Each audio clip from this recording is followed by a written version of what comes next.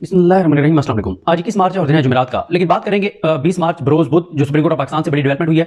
और ये भी आपको बता दूं कि कल रात मैं इस पर जल्दी अपडेट नहीं कर सका आपको, क्योंकि मेरी बहुत सी अहम शख्सियात के साथ अहम मुलाकातें हुई हैं और उन्हीं शख्सियात के साथ जिनकी पिछले 2-3 रोज में इमरान खान साहब के साथ मुलाकातें हुई हैं। काफ़ी इन्फॉर्मेशन मिली है। इमरान खान साहब तहरीक इंसाफ की बाहर मौजूद क़यादत से बिल्कुल खुश नहीं है, बल्कि दो शख्सियात के हवाले से तो इमरान खान साहब ने अपनी पार्टी के लोगों को कहा है कि जो भी मुझसे मिलने आए इन दो लोगों का कोई भी मेरे सामने नाम नहीं लेगा। और शायद आने वाले दिनों में इमरान खान साहब पीटीआई की तंजीम में कुछ तब्दीलियां भी करें। गो के इमरान खान साहब को ये बात कही गई कि अभी अगर हम ये इतनी बड़ी तब्दीलियां करेंगे तो उससे हमें नुकसान भी हो सकता है। जब खुद आप ये कह रहे हैं कि हमें सारा फोकस इस वक्त जो है वो सुप्रीम कोर्ट पर और जो मैंडेट की वापसी इन पर लेना है, तो कहीं ऐसा ना हो कि हम तंजीम में इतनी बड़ी तब्दीलियां करें तो उसके साथ ही हमारे पार्टी के अंदरूनी मसाइल इतने ज़्यादा खड़े हो जाएं कि फोकस जो है वो हमारा बैरूनी से ज़्यादा अंदरूनी मामला पे चला जाए। तो ये एक बड़ी इंपॉर्टेंट चीज़ है। लेकिन ये मैंने आपको बता दिया कि इमरान खान साहब शदीद नाखुश हैं और इमरान खान साहब ने अदम इत्मीनान का इजहार किया है और गैर तसल्ली बख्श करार दिया है तंजीम की कारकर्दगी को, क्योंकि उसकी वजह यह है कि जो इमरान खान साहब चाह रहे हैं ना तो वो बातें बाहर हो रही हैं, जो प्रोटेस्ट जिस लेवल के इमरान खान कह रहे हैं ना वो हो रहा है।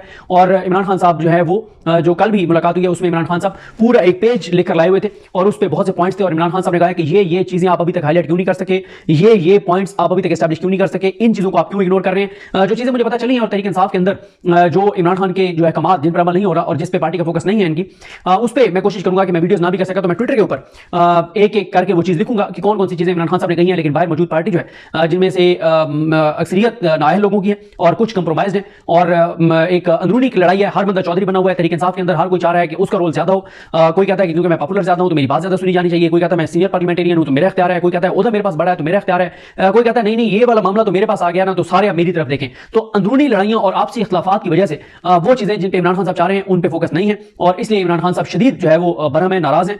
और लेकिन मसला ये है कि इमरान खान साहब कर कुछ नहीं सकते, वो जेल के अंदर बैठे हुए हैं और इस वक्त वो नहीं चाहते कि वो एक अंदरूनी इतना बड़ा महाज खोल दें और वो चाहते हैं कि सारा फोकस उस तरफ रहे, इस निजाम की तरफ जिस निजाम ने तहरीक इंसाफ से मैंडेट छीना है। तो एक तो ये चीज हो गई। दूसरा यह है कि तहरीक इंसाफ के लिए कल का दिन बहरहाल तहरीक इंसाफ के गिरफ्तार कारकुनान के लिए और तहरीक इंसाफ के जो कारकुनान नहीं भी थे और आम शहरी थे, बेगुनाह शहरी थे, उनके हवाले से सुप्रीम कोर्ट ऑफ पाकिस्तान से बहुत बड़ी डेवलपमेंट हुई है और सुप्रीम कोर्ट ने 9 मई के जो मुलजमान हैं उनकी जमानत मंजूर की है। लेकिन सिर्फ जमानत मंजूर नहीं की, उसमें जो ऑब्जर्वेशन हैं उन ऑब्जर्वेशन के बाद और ये जो फैसला आएगा इसके बाद सैकड़ों लोगों को नीचे इसका फायदा होगा। और पूरी कोशिश की गई कि 10 माह तक सुप्रीम कोर्ट में कोई मामला ना पहुंचने पाए और ये मामला पहला मामला सुप्रीम कोर्ट पहुंचा है और इनकी तहरीक इंसाफ की खुशकिस्मती कि ये केस जस्टिस काजी फाइज इस साहब के पास नहीं लगा। गो के इन जजेस में से भी मुसरत हिलाली साहब वो हैं जिन्होंने बल्ला छीना था, लेकिन मुसरत हिलाली साहब ने मिलिट्री कोर्ट्स की में सिविलियन के ट्रायल के हवाले से जो अलाउ किया गया था उसकी मुखालफत की थी।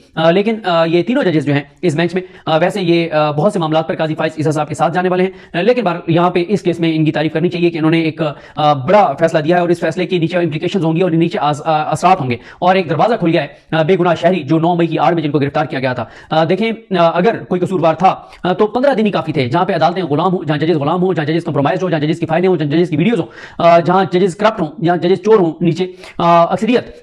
तो अक्सरियत इसलिए कह रहा हूं कि या तो किसी की वीडियो होगी, वीडियो नहीं होगी तो करप्शन की फाइल होगी, करप्शन की फाइल नहीं होगी तो कोई और उसकी चीज होगी, कोई ना कोई ऐसा मामला होगा जिस वजह से वो कंप्रोमाइज है। तो अगर 9 मई के केसों में इतना दमखम था और है तो 15 क्या 3 दिन के अंदर अंदर सजाएं हो सकती थी, लेकिन 10 माह तक एक भी ट्रायल मुकम्मल नहीं हो सका। तो इसकी वजह समझ आती है कि इसकी वजह से ये थी कि 9 मई के मुकदमात के नाम पर एक खौफ फैलाना था और इसलिए जो जिम्मेदारान हैं भी चंद एक यानी जिम्मेदारान क्या है कि जो अंदर दाखिल हुए हैं या जो तोड़फोड़ में नजर आ रहे हैं उनकी गिनी चुनी तादाद होगी और उनको जो सजाएं बनती हैं वो उनको दी जानी चाहिए थी। लेकिन सैकड़ों हजारों बेगुनाह लोग इसकी आड़ में गिरफ्तार किए गए और उनके घरों में जो खवातीन के साथ जो जुल्म हुआ, जो जबर हुआ, जो उन लोगों के फैमिली से ज्यादती हुई, तो जाहिर है ये एक स्याह बाब है हमारी तारीख का और किसी न किसी को इसका हिसाब और जवाब देना पड़ेगा कि जो बेचारे वहां पर थे ही नहीं, जहां की एफआईआर हैं, उन बेचारों को गिरफ्तार करके जो उनके साथ जुल्म किया गया है ये बहुत अफसोसनाक है और ये बहरहाल नाइंसाफी नहीं होनी चाहिए थी। और इसमें पाकिस्तान की अदालतें मुकम्मल तौर पर शरीक थी। पहली बार पाकिस्तान की किसी अदालत के जजेस ने जो है वो एक बड़ा फैसला दिया है जो आइन और कानून के मुताबिक है। इसमें उन्होंने कोई एहसान किसी पर नहीं किया,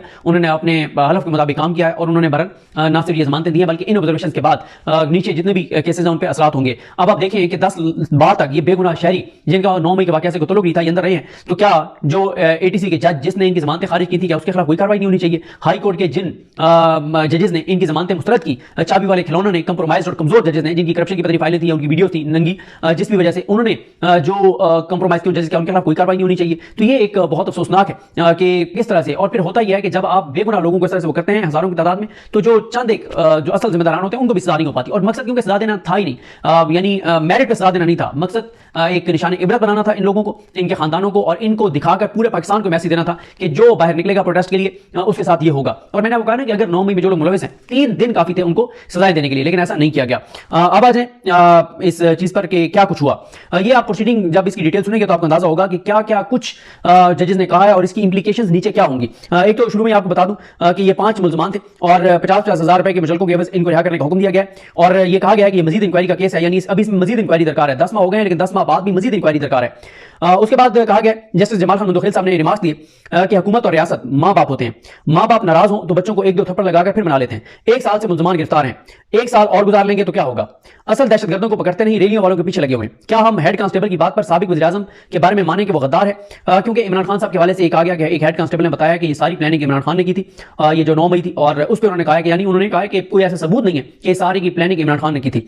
स्पेशल ब्रांच के लाहौर में तैनात मुलाजिम का बयान क्या आसमानी सहीफा है, क्या सियासी कारकुन होना जुर्म है। हमारी बर्बादी यही है कि हमने तलबा यूनियंस पर पाबंदी लगाई और सियासी जमातों पर पाबंदी लगाई, अब तक तमाम मुल्जमान गिरफ्तार नहीं कर सके।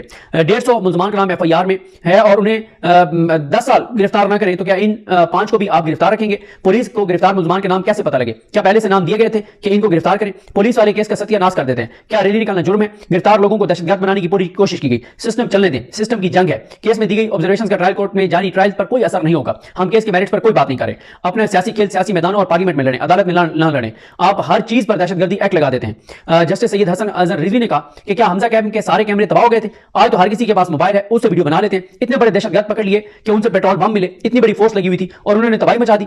जैसे मुसरत हिलाली ने कहा कि FIR में तो ISI के ऑफिस पर हमले का लिखा ही नहीं है, हसास तंसीबात तो बहुत सी होती हैं। मुल्जमान को 10 मई को गिरफ्तार किया गया और 10 माह से गिरफ्तार हैं। तो ये 3 रुकनी बेंच था, मुंदखिल साहब इसकी सरबराही कर रहे थे, जस्टिस सैयद हसन अजहर रिजवी साहब और जस्टिस मुसरत हिलाली साहब इस बेंच में शामिल थी। और जो गिरफ्तार शहरी हैं उनमें सैफुल्लाह है, वकास है, कमरान है, नसरुल्लाह है और अवैस अयाज अब्बासी हैं। और इनमें जो स्टेट को फ्री बनाया गया था, प्रोसिक्यूटर जनरल पंजाब को जो है वो भी फ्री बनाया गया था। इसमें यह भी आपको बता दूं कि जो वकला थे, ये जो इन कारकुनान की जानिब से या इन शहरियों की जानिब से अंसर नवाज मिर्जा साहब और सरदार अब्दुल राज़िक खान ये बतौर वकील पेश हुए और इन्होंने ये जबरदस्त केस लड़ा और साबित किया और ये केस जीता।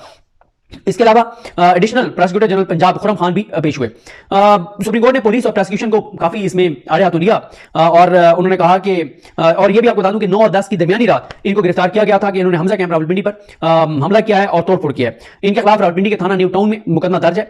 एडिशनल प्रोसिक्यूटर जनरल पंजाब का कहना था कि FIR में 41 मालूम और 100 से 150 नामालूम अफराद थे। मुल्जमान को शनाख्त परेड के जरिए गिरफ्तार किया गया और इनसे रिकवरी भी हुई। मुजाहिरीन ने अपनी क़यादत की मां पर, पुलिस अफसरान और जवानों पर असले, डंडों, सोटों, गुलेलों से हमला किया और टायर जलाकर रोड ब्लॉक की। पुलिस अफसरान और एहलकारों ने मुश्किल से जाने बचाई। जस्टिस जमाल खान मुंदखिल का कहना था कि टायर जलाए हुए थे, क्या टायर जलाए हुए थे और फिर उन्होंने ये भी पूछा कि आप जो कह रहे हैं कि इनके पास असला भी था, इनके पास पता नहीं क्या क्या था, पेट्रोल बम भी थे, तो क्या कोई पुलिस वाला कोई सिक्योरिटी एहलकार जख्मी भी हुआ है? तो कोई जख्मी नहीं हुआ। उन्होंने कहा इतने बड़े दहशतगर्द आए, इतना बड़ा दहशतगर्दी का हमला हुआ और किसी पुलिस वाले को खराश भी नहीं आई। कैसा ये हमला था कि जिसमें किसी को खराश भी नहीं आई। जस्टिस सैयद हसन अजहर रिजवी ने एडिशनल प्रोसिक्यूटर जनरल पंजाब को मुखातिब करते हुए कहा कि आप अपने केस बता दें, हमने फाइल पड़ी हुई है। FIR में दहशतगर्दी की दफात लगाने पर जस्टिस जमाल खान मुंदखिल ने रिमार्क्स दिए कि आपको पता है कि ज़्यादा दहशतगर्दी की दफात किन हालात में लगाई जाती हैं। हाल ही में वज़ीरिस्तान में दहशतगर्दी के वाक़े में अफसरान और जवानों की शहादत हुई, वो दहशतगर्दी का वाक़या है। जस्टिस जमाल खान मुंदखिल ने कहा कि पेशावर में सानिया APS हुआ, वो दहशतगर्दी का वाक़या था। क्वेटा में 57 वकला पर खुद को हमला करके उन्हें शहीद किया गया, वो दहशतगर्दी थी। अपना सियासी खेल सियासी मैदानों और पार्लियामेंट में लड़ें, अदालत में ना लड़ें। आप हर चीज़ पर दहशतगर्दी का एक्ट लगा देते हैं। जस्टिस जमाल खान मुंदखिल ने कहा कि असला बरामद नहीं हुआ तो मुतलका शिक इतलाक नहीं हो सकता, कि अगर असला बरामद नहीं हुआ तो आप वो शिक निकाल देते, आपने फिर भी वो शिक लगाई रखी है। जस्टिस जमाल खान मुंदखिल का कहना था कि 9 मई का वाक़या है और 10 मई को FIR दर्ज हुई है, क्या नुकसान हुए। प्रोसिक्यूटर को इस हवाले से पता होना चाहिए था। सरकारी वकील का कहना था कि इंटेलिजेंस एजेंसी के दफ्तर पर हमला हुआ। जस्टिस सैयद हसन अजहर रिजवी का कहना था कि CCTV कैमरों में रिकॉर्डिंग होती है, क्या हाईकोर्ट के सामने वीडियो चलाई। जस्टिस मुसरत हिलाली का कहना था कि हसास तंजीबात और टूल प्लाजे पर एक साथ हमला हुआ, ये कौन सी तंजीब थी जिस पर हमला हुआ। सरकारी वकील का कहना था कि हमजा कैंप पर हमला किया गया। जस्टिस सैयद हसन अजहर रिजवी का कहना था कि मजमे ने हरकत की, एक जगह खड़ा नहीं रहा, हसास तंजीबात और मेट्रो स्टेशन पर भी कैमरे लगे हैं, क्या दस्तावेजात हैं या गवाहों ने बयान दिया। CCTV लाजिम चीज है जिसका वजूद नहीं। यानी आप ये कहते हैं कि आए एक जगह तो CCTV कैमरा था नहीं कि आपने कहा कि उन्होंने तोड़ दिया था, उन्होंने मूव किया होगा, वो हरकत करते रहे, कोई और CCTV कैमरा होगा, तीसरा होगा, चौथा होगा, हर जगह आजकल CCTV कैमरे। लेकिन मसला यह है कि हमारे ये जैसे भी पंजाब हुकूमत भी आई है, ये इनका भी मेन फोकस रहा है नंगी और गंदी वीडियोस के ऊपर। नंगी और गंदी वीडियो जहां रिकॉर्ड करनी होती है वहां तो कैमरे मौजूद होते हैं और वो वीडियोस भी आ जाती हैं और उस पर फिर लोग ब्लैकमेल भी होते हैं और कंप्रोमाइज भी कर लेते हैं। लेकिन जहां की वीडियो होनी चाहिए वहां की वीडियो नहीं है, ये हमला करने और ये सारी चीजें। जस्टिस जमाल खान मुदखिल का कहना था कि सबसे पहले सरकारी वकील ने बताना है कि दहशतगर्दी बनती भी है या नहीं, या ताज़ीरात पाकिस्तान लगेगी। जस्टिस सैयद हसन अजहर रिजवी का सरकारी वकील से मुकालमा करते हुए कहना था कि दरखास्त गुजार मुल्ज़मान का किरदार बयान करें। 15 लाइनों की एफआईआर है, इसको पढ़ लें। आधे तो इसमें नाम लिखे हुए हैं, 6 लाइनें मुल्ज़मान के किरदार के हवाले से हैं, वाक़े के हवाले से बताएं। एडिशनल प्रोसिक्यूटर जनरल पंजाब का कहना था कि मुजाहिरीन इमरान खान की गिरफ्तारी के खिलाफ हुकूमत पाकिस्तान के खिलाफ पुरतशद्दुद मुजाहरा कर रहे थे। मुजाहिरीन के पास आतिशी असला, पेट्रोल बम, डंडे, सोटे थे, ये मुसल्लह थे और फायरिंग करते हुए पुलिस पर चढ़ दौड़े और मेट्रो स्टेशन को शदीद नुकसान पहुंचाया और कार्य सरकार में मुदाखलत की। जस्टिस जमाल खान मुदखिल का कहना था कि दफा 353 क्या है ये पढ़ें। जस्टिस सैयद हसन अजहर रिजवी का कहना था कि इसमें कोई मुल्ज़मान से रिकवरी की इन 4 आदमियों से क्या बरामद हुआ। जस्टिस जमाल खान मुदखिल का कहना था कि अगर आतिशी असला नहीं तो फिर दफा 334 नहीं लगती। जस्टिस सैयद हसन अजहर रिजवी का कहना था कि 4 आदमियों के खिलाफ है क्या चीज, वो चीज हमें बता दें। जस्टिस मुसरत हिलाली का कहना था कि किस चीज की तोड़फोड़ है।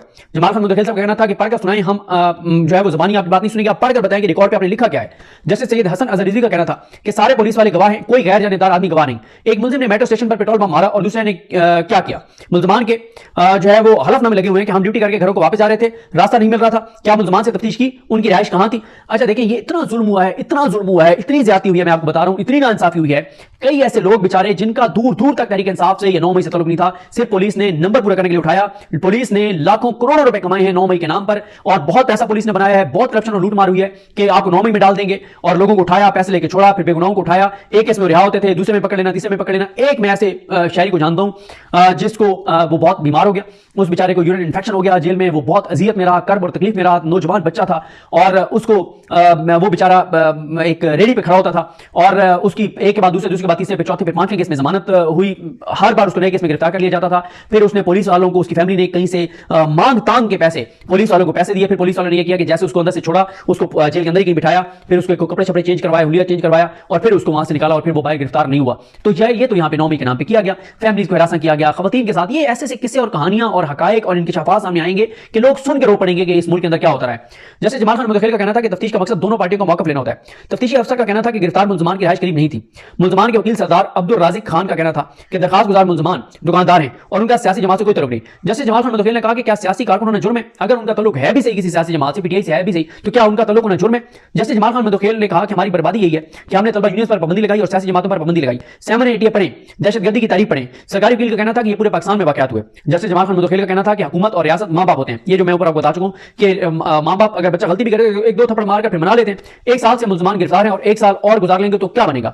जस्टिस सैयद हसन अजहर रिजवी का कहना था कि सिर्फ पुलिस वालों की चाहते हैं वो भी मखसूस नहीं कि ये बंदा मेट्रो स्टेशन पर हमला कर रहा था और ये हमजा कैंप पर हमला कर रहा था, क्या ये मजीद इंक्वायरी का केस नहीं।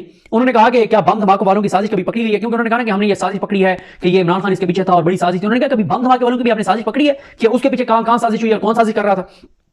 असल दहशतगर्दों की साजिशें पकड़े तो कोई शहीद ना हो। सीसीटीवी कैमरों की रिकॉर्डिंग महफूज होती है, लोग मोबाइल से भी वीडियो बनाते हैं। वकील पंजाब हुकूमत ने कहा कि मुल्ज़मान से पेट्रोल बम बरामद हुए, फायरिंग का भी इल्जाम है। जस्टिस सैयद हसन अजहर रिजवी ने रिमार्क्स दिए कि पेट्रोल बम कहां पर था, कौन कहां से लाया, घर से तो कोई ला नहीं सकता, किस पेट्रोल पंप को लूटा और पेट्रोल छीना, तफ्तीश क्या कहती है। उस पर वकील पंजाब हुकूमत ने कहा कि तफ्तीश में यह पहलू सामने नहीं आया।